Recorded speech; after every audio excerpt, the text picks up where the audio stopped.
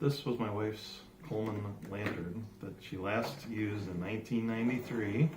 I just put new mantles in it and cleaned it up a little bit. But it still has the original fuel back from 1993. So we're going to see if 27-year-old fuel is still viable. Coleman fuel. It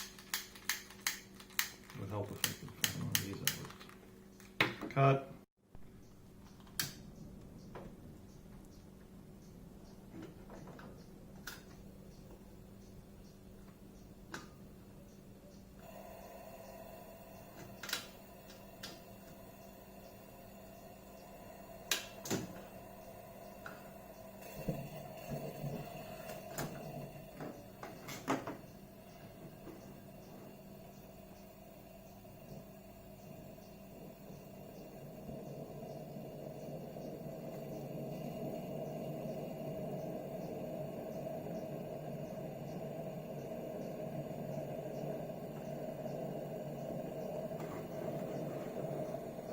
$1993 fuel, 27 years old.